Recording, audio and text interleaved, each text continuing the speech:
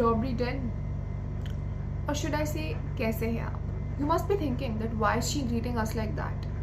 So, the thing is that recently the Prime Minister went to a country that most people can't even locate properly on the European map.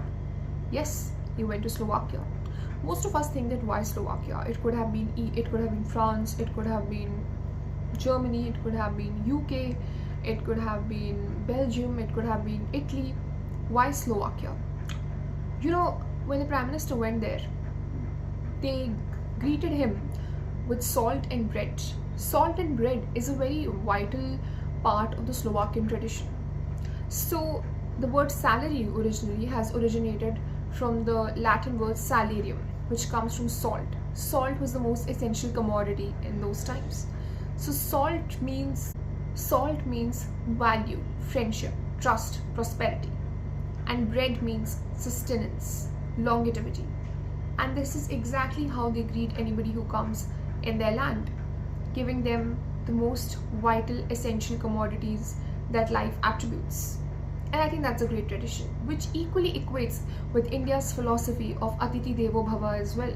Harmony to harmony, people to people convergence to people synergies. And that is exactly how soft skills and soft diplomacy works. The Prime Minister also got the Order of the White Double Cross, first class, and that is actually one of the highest civilian awards. So that also shows that the Prime Minister is actually being taken as a Vishwaguru, and because he has received highest civilian awards in most nations he's visited, that shows how India's emblematic image of being established as a Vishwaguru is slowly and gradually rising up. And this is a very, very powerful corner, is a very, very powerful centerpiece in the chessboard of soft skills and soft diplomacy, which we often negate when we are actually discussing the attributes of hardcore diplomacy or economic diplomacy or tier 1, tier 2 diplomacy. We don't think about the attributes that soft skills hold. And actually, if you look at it, this is exactly how even the USA as a country became not only the greatest nation in the world in the early era of globalization, but it also manufactured itself as the big American dream. And how did USA do that? That's because they used the attributes of soft diplomacy in the form of Coca-Cola, McDonaldization, globalization, jeans, denim. But those times were different, and now commodities are essentially easily available. So how does one establish oneself as the preponderant of as the preponderant of non-alignment, as the preponderant of aligned yet strategically autonomous? That is when you understand that India needs to step up as a Vishwaguru. And how does India step up as a Vishwaguru? With coercive, not just with coercive tactics, but also with economic convergence, cultural synergies, and technical cooperation, defense production, joint alignments, resilient supply chain logistics, and enhancement of security in its backyard, which is the Indian Ocean region, and along with the other Pacific, along with the other Indian Ocean sector, along with the other ocean sectors as well, for that matter of fact. Because these are the attributes that need to be spoken about in the era of soft skills and soft diplomacy. We call it soft diplomacy, but if you look at it, coercive and hardcore diplomacy cannot function without this pillar. It is the foundational aspect that needs to be understood. You know, our former Prime Minister, Mr. Atal Bihari Vajpayee, he's once said that one can choose their enemies but not their neighbors, because neighbors are defined by geography. And Kautilya has also spoken in depth about how geography is the most essential attribute in defining the boundaries of nation state. So how does all of this work out? Slovakia as a country has Czech Republic and Austria in its west. It has Poland in the north, Ukraine in the east, and Hungary in the south. It is also the Carpathian Mountains in the north, and its capital Bratislava, that is based on the river Danube. And that is actually one of the longest rivers that is flowing into the Black Sea of Europe. And it is also the trade lifeline. It is the strategic bottleneck supply chain network of the country. This is the geography of Slovakia. Slovakia basically was formed on 1st January 1993 after the famous Velvet Divorce, when Czechoslovakia got separated and disintegrated, and then Slovakia emerged. So all this fragmentation of the Central Europe that's happened, it did have its cost-benefit ratios, aspects and analysis as well. But we are not here to understand Balkanization or other attributes or how the Czechoslovakia disintegrated. We just have a brief history about it. What we need to understand is that why is Slovakia suddenly so essential for India? We have 11 key point agreements, which includes technical cooperation, defense, strategic ties, technological cooperation, communication. We also have a MOU, letter of intent, signed on indigenous defense production. Apart from that, we also have one seat reserved of the India AI chair in the Slovakia University by the ICCR. So all of this shows that there is an intent established at amalgamation coordination.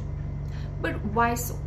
Well, Slovakia has been one of the countries that has always advocated for a rules-based international order. Their criticism of the Pahalgam attack and our joint committee dialogue on counter-terrorism strategies has further enunciated our shared common and visionary goals. But what needs to be understood here is also that Slovakia is the Detroit of the world. Okay, they produce 1.1 million cars annually, and India is one of the third largest automobile markets. So we need that access. Along with that, Slovakia gives a direct access and the direct vision of penetration into the European market, and that needs to be understood well as well. Because access to European market, access to supply chains, access to anything that's related to trade, technology, finance, something where investments and jobs and sanctions can be reduced and opportunities, economic opportunities exist, that is very essential for a booming economy like India. And that is where Slovakia walks in, attacking nearly on the heartland of Europe and actually gaining penetrative access into the economic markets is something that would really go the long way. The level of the relationship has moved from comprehensive partnership, has moved to comprehensive strategic partnership, and along with that there is also establishment of consular dialogue. So why so? Because there is more of cooperation, more of trade talks, more of amalgamation, more of access to economic penetration. Apart from core access, what needs to be understood is that Slovakia in itself is not a country that did not stand up for India. The India-EU FTA that was taking so long, it was prolonged and everything, Slovakia helped in fastening the process. So it has always been in India's favor, more or less. There is also a MOU signed on labor migration for skilled labor force. And there is also the industrial corridors exist of UP and Tamil Nadu that are further being enhanced in the trade deals. Slovakia is part of certain regional groupings like the V4 advocacy. The V4 advocacy is basically Czech Republic, Poland, Slovakia and Hungary, and they advocate for more access penetration for the markets. And Slovakia being a part of it, it provides India also the access to these regional groupings and their economic attributes and their economic opportunities, which is really essential for a booming economy like ours. Along with market penetration, the fact that there's a pharmaceutical balance and the fact that the automotive supply chain resilience exists, that is also extremely essential. Then comes another regional grouping, which is the Slavkov Triangle or the Austerlitz Triangle. And this has Austria, Czech Republic and Slovakia. And that is also another regional grouping within the EU. But you understand that Slovakia is a part of such regional groupings, which helps us understand one thing, that access and beneficial ratio with Slovakia will provide India the indigenized support and the economic mechanisms for harnessing newer opportunities in the European market, which I don't think that India has really harnessed properly, probably because it was also trying to act as a tight rope walk, mediator balance while in the understandings of the transatlantic, the cross-Atlantic macro relationship that exists between the EU, the UK, and the US, and India was trying to walk on all sides. But now we have understood that how it's important to cater to nations that might be smaller, but they are economic giants when it comes to providing access in one of the biggest markets of the world. Winston Churchill said that from Stettin in the Baltic to Trieste in the Atlantic, an iron curtain has descended all over the European subcontinent. And what was he referring to? The Three Seas Initiative. This is the third regional grouping that we are talking about. The Three Seas Initiative is an initiative between the Adriatic Sea, the Baltic Sea, and the Black Sea. And Slovakia again is a part of it yet again. So the Three Seas Initiative is also related to economic synergies. Now you might be thinking that how are all these things related to providing economic market access? Simple. We have the IMEC that leads us to Greece. We have the Three Seas Initiative that is coming all the way down and meeting us in the Mediterranean Sea. And apart from the Three Seas Initiative and the IMEC, we have the BRI is its own is its own public infrastructure. It's its own, actually it's not even infrastructure. I think I would rather say that it's more like it's like basically it's a wolf trap, but they will understand it. It's a debt trap, BRI.